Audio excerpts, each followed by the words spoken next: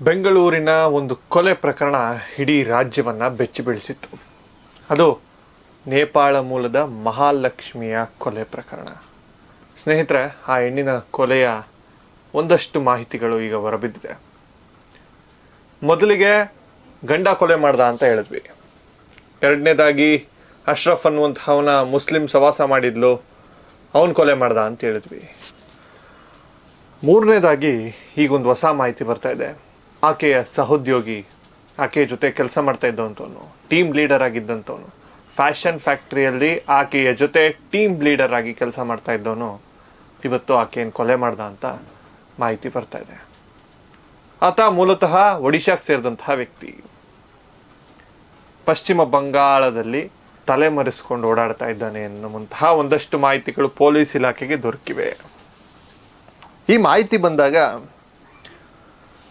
ಸಾಮಾನ್ಯವಾಗಿ ಎಲ್ಲರ ತಲೆಯಲ್ಲಿ ಓಡೋಂಥ ಸಾಮಾನ್ಯ ಪ್ರಶ್ನೆಗಳು ನಾನು ನಿಮ್ಮ ಮುಂದೆ ಪ್ರಸ್ತಾಪ ಮಾಡ್ತೀನಿ.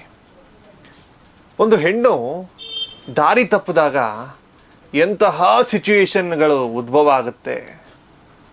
ಗಂಡನ ಜೊತೆ ಯಾಕೆ ನೆಮ್ಮದಿಯಾಗಿರ್ಬೋದು, ಗಂಡ ಹಿಂಸೆ ಕೊಡ್ತಾ ಇದ್ಬೋದು, ಕುಡ್ಕೊಬಂದು ಹೊಡಿತಾ ಇದ್ನೇನೋ, ಪಾಪ ಆಕೆಯ ದೃಷ್ಟಿಕೋನದಿಂದಲೂ ನಾವು ನೋಡಬೇಕಾಗುತ್ತೆ ಗಂಡ ಯಾವ್ಯಾವ ರೀತಿ ಹಿಂಸೆ ಕೊಡ್ತಿದ್ನೋ ಏನೋ. ಆದರೆ ಪರಸಂಗದ ಪೀಕಲಾಟಕ್ಕೆ ಸಿಗಾಕೊಂಡಾಗ ಭಗವಂತ ಯಾವ ದಾರಿ ತೋರಿಸ್ಬಿಡ್ತಾನೋ. ನಂಬ್ಕೊಂಡು ಹೋಗಿರ್ತೀವಲ್ಲ ಆ ಗಂಡಸ್ ನನ್ನ ಚೆನ್ನಾಗಿ ನೋಡ್ಕೋತಾನೆ ಅಂತ, ಆ ಭಗವಂತ ಯಾವ ದಾರಿ ತೋರಿಸ್ತಾನೋ ಆ ದೇವರೇ ಬಲ್ಲ. ಇವತ್ತು ಆಕೆ ಸಾವನ್ನಪ್ಪಿದ್ದಾಳೆ. ಆ ಸಾವಿದೆಯಲ್ಲ, ಅತ್ಯಂತ ಭೀಕರವಾದಂತಹ ಸಾವು. 30 ಭಾಗ 50 ಭಾಗ ದೇಹವನ್ನು 50 ಭಾಗವನ್ನಾಗಿ ವಿಂಗಡಣೆ ಮಾಡ್ಬೋದು ಅಂತ ಮ್ಯಾಥಮೆಟಿಕ್ಸೇ ಕನ್ಫ್ಯೂಸ್ ಆಗುವಂಥ ಸ್ಥಿತಿ. ಅಂಥ ಸ್ಥಿತಿಯಲ್ಲಿ ಆ ಹುಡುಗಿಯನ್ನು ಕೊಲೆ ಮಾಡ್ತಾನೆ, ಕೊಚ್ಚಿ ಪೀಸ್ ಮಾಡಿ ಫ್ರಿಡ್ಜ್ನಲ್ಲಿ ಇಡ್ತಾನೆ.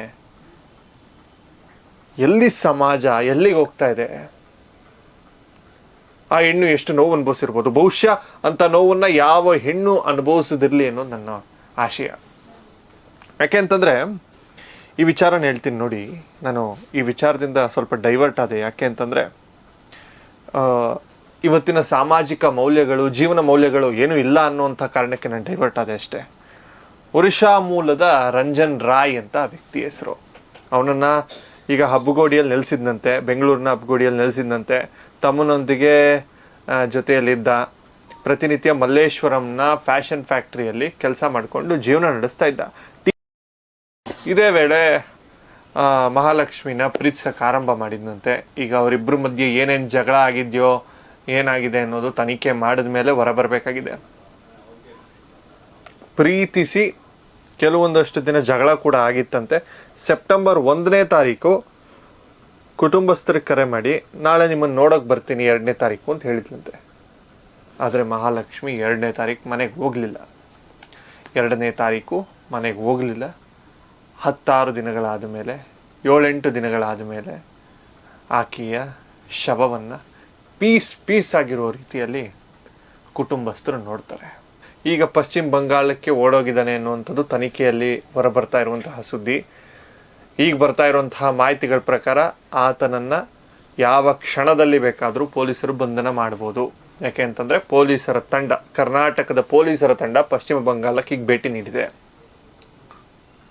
ಈ ಎಲ್ಲ ಪ್ರಕರಣಗಳು ನಾವು ನೋಡಿದ್ರೆ, ನಾನು ಹೇಳಿದ್ನಲ್ಲ ಆಗಲೇ, ಪರಸಂಗದ ಪೀಕಲಾಟಕ್ಕೆ ಇವತ್ತು ಬಲಿಯಾದ್ಲ ಅಂತ ಅನ್ನಿಸ್ತಾ ಇದೆ. ಮಹಾಲಕ್ಷ್ಮಿ ಅನ್ನುವಂಥ ಹೆಣ್ಣು ಭಾಳ ಲಕ್ಷಣವಾಗಿದ್ದಾಳೆ, ಒಳ್ಳೆ ಭವಿಷ್ಯ ಇದ್ದಂಥವಳು. ಇವತ್ತು ತನ್ನ ಜೀವನವನ್ನು ಕಳ್ಕೊತಾಳೆ, ತನ್ನ ಜೀವವನ್ನು ಹಾಳು ಮಾಡ್ಕೋತಾಳೆ ಅಂತಂದರೆ ಒಂದು ಯಾವುದೋ ಒಂದು ಕ್ಷಣಿಕ ಸುಖಕ್ಕಾಗಿ ಪ್ರೀತಿ ಎನ್ನುವಂಥ ಒಂದು ಪೇಂಟ್ ಬಳಕೊಂಡು ಓಡಾಡ್ತೀವಲ್ಲ. ಈ ಸಮಾಜಕ್ಕೆ ಇದು ಎಚ್ಚರಿಕೆಯ ಪ್ರಕರಣ. ಈ ಸಮಾಜ ಎಚ್ಚೆತ್ಕೋಬೇಕು. ಈ ರೀತಿಯ ಸಾವಿರಾರು ಪ್ರಕರಣಗಳು ನಾನು ನಿಮಗೆ ಎಕ್ಸಾಂಪಲ್ ಆಗಿ ಕೊಡಬಲ್ಲೆ. ಪ್ರೀತಿ ಎಂಬ ಬಲೆಗೆ ಬಿದ್ದು, ಪ್ರೀತಿ ಎಂಬ ಮೋಹಕ್ಕೆ ಬಿದ್ದು, ಕ್ಷಣಿಕ ಸುಖದ ಆಮಿಷಕ್ಕೆ ಬಿದ್ದು, ಕೊನೆಗೆ ನನ್ನ ಮದುವೆ ಅಂದಾಗ ಕೊಚ್ಚಿ ಕೊಲೆ ಆದಂತಹ ಪ್ರಕರಣಗಳು ನಾನು ಹೇಳಬಲ್ಲೆ. ನಾನು ಈ ಪ್ರಕರಣನ ಆ ಪ್ರಕರಣನ ಸಿಂಕ್ ಮಾಡ್ತಾ ಇಲ್ಲ, ದಯವಿಟ್ಟು ತಪ್ಪು ತಿಳ್ಕೊಬೇಡಿ. ಸಿಂಕ್ ಮಾಡ್ತಾ ಇಲ್ಲ. ಸಮಾಜ ಅಲ್ಲಿಗೆ ಬಂದು ತಲುಪಿದೆ. ಸಮಾಜವನ್ನು ಎಚ್ಚೆತ್ತಿಸಬೇಕು, ಸಮಾಜವನ್ನು ನಾನು ಬದಲಾವಣೆ ಮಾಡಬೇಕು ಅನ್ನುವಂಥ ಭ್ರಮೆಯಲ್ಲಿಲ್ಲ. ಸಮಾಜ ಬದಲಾಗೋದಿಲ್ಲ, ಈ ವಿಡಿಯೋ ನೋಡಿದ ತಕ್ಷಣ ಸಮಾಜ ಬದಲಾಗುತ್ತೆ ಅನ್ನೋ ಭ್ರಮೆಯಲ್ಲಿ ನಾನಿಲ್ಲ. ಅಟ್ಲೀಸ್ಟ್ ಒಬ್ಬರೋ ಇಬ್ಬರು ನೋಡಿ ತಿಳ್ಕೊಳ್ಳಿ ಅನ್ನೋದು ನಮ್ಮ ಭಾವನೆ. ಅಟ್ಲೀಸ್ಟ್ ಪ್ರಾಕ್ಟಿಕಾಲಿಟಿ ಇವತ್ತು ಸಮಾಜದಲ್ಲಿ ಏನಿದೆ ಅನ್ನೋದು ಕೂಡ ಗೊತ್ತಾಗಬೇಕಲ್ಲ, ಯಾರಾದರೂ ಒಬ್ರು ಹೇಳಬೇಕಲ್ಲ. ಆ ಕೆಲಸ ನಾನು ಮಾಡ್ತಾಯಿದ್ದೀನಿ. ಹೆಣ್ಣು ದಾರಿ ತಪ್ಪಿದರೆ ಸಮಾಜ ದಾರಿ ತಪ್ಪಿದಂತೆ ಅಂತ ಯಾವುದೋ ಒಬ್ಬರು ದೊಡ್ಡ ಮನುಷ್ಯ ಹೇಳಿದಂತಹ ಮಾತು. ಹಾಗಂತೇಳಿ ಗಂಡು ದಾರಿ ತಪ್ಪಿದ್ರೆ ಸಮಾಜ ಸರಿ ಇರುತ್ತಾ? ಹಾಗಲ್ಲ. ಹೆಣ್ಣು ಗಂಡು ಅನ್ನುವಂಥ ಭೇದ ಭಾವದಿಂದ ನಾವೆಲ್ಲ ಹೊರ ಬಂದುಬಿಟ್ಟಿದ್ದೀವಿ. ಪ್ರತ್ಯೇಕ ವಾದ ಮಾಡ್ತಾ ಇದ್ದೀವಿ, ಹೆಣ್ಣು ಸಮ ಗಂಡಿಗೆ ಅಂತ ವಾದ ಮಾಡ್ತಾ ಇದ್ದೀವಿ.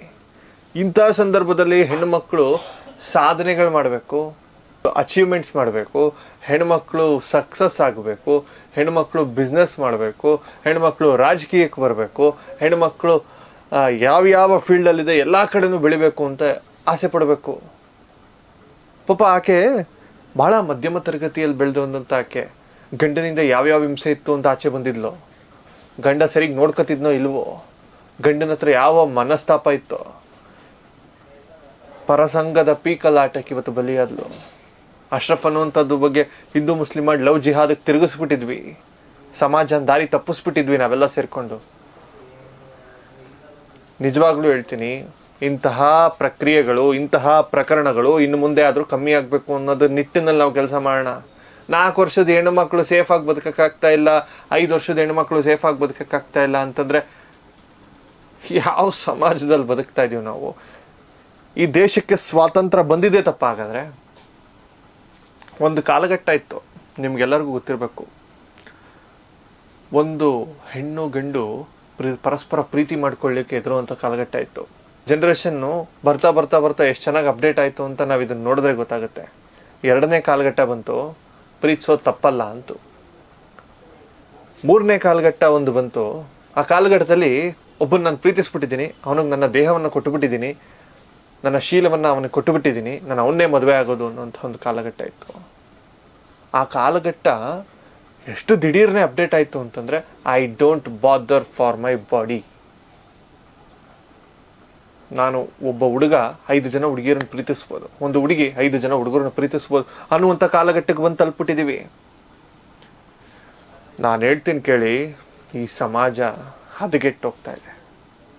ಈ ಸಮಾಜ ಚೆನ್ನಾಗಿ ಬದುಕಬೇಕು ಅಂತಂದರೆ, ಈ ಸಮಾಜ ಗಟ್ಟಿಯಾಗಿ ನಿಲ್ಲಬೇಕು ಅಂತಂದರೆ ಇವತ್ತಿನ ಜನ್ರೇಷನ್ ಗಟ್ಟಿಯಾಗಿರಬೇಕು.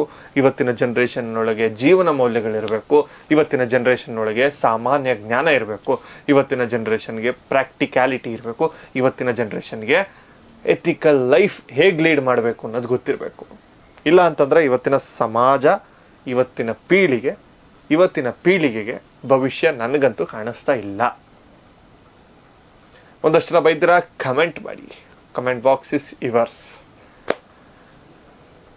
ಪಾಪ ಆಕೆಯ ಆತ್ಮಕ್ಕೆ ಶಾಂತಿ ಸಿಗಲಿ ಅನ್ನೋದೇ ನಮ್ಮೆಲ್ಲರ ಕೋರಿಕೆ. ಅವನು ಆ ಸಾವಿಗೂ ನ್ಯಾಯವೂ ಕೂಡ ಸಿಗಬೇಕು. ಆ ವ್ಯಕ್ತಿ ರಂಜನ್ ರಾಯ್ ಅನ್ನುವಂಥವನ್ನ ಅರೆಸ್ಟ್ ಮಾಡಲಿಕ್ಕೆ ನಮ್ಮ ಕರ್ನಾಟಕದ ಪೊಲೀಸರು ಹೋಗಿದ್ದಾರೆ. ನಮ್ಮ ಕರ್ನಾಟಕದ ಪೊಲೀಸರು ಇಂತಹ ಕೇಸ್ಗಳಲ್ಲಿ ಸೂಕ್ಷ್ಮವಾಗಿ ಹ್ಯಾಂಡಲ್ ಮಾಡ್ತಾರೆ, ಇದ್ರಲ್ಲಿ ಗೆದ್ದೆ ಗೆಲ್ತಾರೆ ಅಂತ ನಾನು ಕಳೆದ ವಿಡಿಯೋದಲ್ಲಿ ಹೇಳಿದ್ದೆ. ಆ ಕೆಲಸವನ್ನು ನಿಜ ಮಾಡಿದ್ದಾರೆ. ಇನ್ನಷ್ಟು ಹೆಚ್ಚಿನ ಸುದ್ದಿಗಳಿಗಾಗಿ, ವಿಶ್ಲೇಷಣೆಗಳಿಗಾಗಿ ನೋಡ್ತಾ ಇರಿ ವಿಕಾಸ ದ ಜರ್ನಲಿಸ್ಟ್.